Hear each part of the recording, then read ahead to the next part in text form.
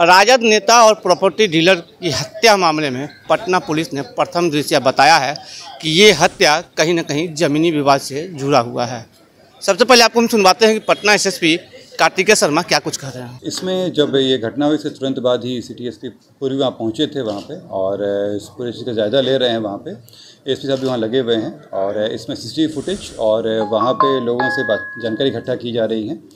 जो फुटेज से अभी तक आया है उसको हम लोग ट्रेस कर रहे हैं और कारणों का पता कर रहे हैं। जो देखने से भी लग रहा है कि फ़िलहाल जो घटना करने वाले थे वो राघोपुर साइड से आए थे, पीछा करते हुए पहुँचे तो और एक घटना किए हैं। जल्दी इसमें शूटर की गिरफ्तारी हो जाएगी, टीम लगी हुई है और जल्दी इसमें कार्रवाई होगी। इसमें क्या कुछ सामने आया है कि राजनीतिक कोई द्वेष है या फिर इसमें जो मामला अभी तक आया है वो है कि कुछ दिन पहले ये ज़मीन को लेकर राघोपुर में ज़मीन का है और उसमें लेकर इनकी दुश्मनी हुई थी कुछ लोगों से। कुछ लोगों के द्वारा इनको धमकी भी दी गई थी वहाँ पे, तो उस एंगल पे हम लोग खंगाल रहे हैं। इसके अलावा बताया भी जाता था कि ये राजनीतिक रूप से सक्रिय थे, तो उस चीज़ों पे भी नजर रखा गया। परिवार वाले जो भी बताए हैं वो ज़मीनी बात को लेकर है और उस पर अगर हम लोग सबूत आता है तो सारी कार्रवाई।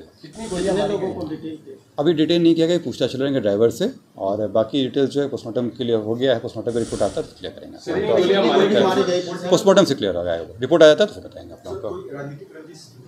जैसे मैंने बताया कि आपको एक ज़मीन वाला एंगल भी है और राजनीतिक रूप से सक्रिय भी थे, तो इस और भी हम लोग काम कर रहे हैं। अगर इस तरह का आता है तो अभी तक परिवार के द्वारा जो नाम दिया गया है उस पर भी हम लोग काम कर रहे हैं। कितने लोगों को नामजद आरोपी? 6-7 लोगों को नाम दिया गया है उसमें और उन सभी हम लोग काम कर रहे हैं। अभी अगर कुछ सबूत आता है सारी कार्रवाई।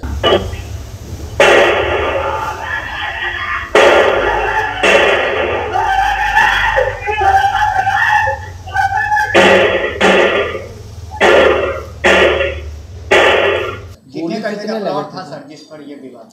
एक बताया गया कि वहाँ पे एक प्लॉट है जिस पे जो विवादित रहा है पहले से भी, और अमाउंट की जानकारी मुझे नहीं है उसमें, लेकिन उस प्लॉट को लेकर काफ़ी समय तक चला है और कुछ दिन पहले भी उस पर विवाद हुआ है और उसी के संबंध हो सकता है।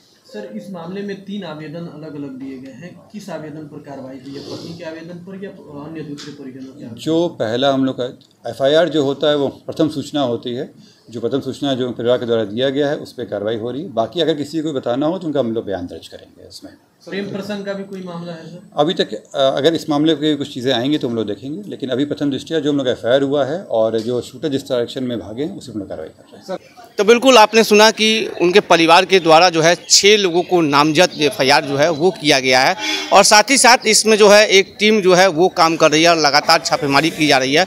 यह भी संदेशा लगाई जा रही है कि कहीं ना कहीं राघोपुर से ही ये तार जो है वो जुड़ा हुआ है और शूटर को जो है जल्द से जल्द पुलिस जो है वो गिरफ्तारी करेगी। इसको लेकर जो है ताबड़तोड़ छापेमारी पटना पुलिस की है वो चल रही है। साथ ही जो CCTV कैमरे आया है कि जिस तरह से अपराधी जो है बेखौफ होकर जिस तरह से फायरिंग करते हुए जो फरार हुए हैं, उसके बाद जो है इलाके में जितने भी CCTV कैमरे लगी हुई है सबको पटना पुलिस के द्वारा खंगाली जा रही है और अपराधियों की पहचान के लिए लगातार छापेमारी जो है वो की जा रही है। पटना SSP कार्तिकेय शर्मा ने साफ तौर पे कहा है कि जल्द ही शूटरों को जो है वो गिरफ्तार कर लिया जाएगा।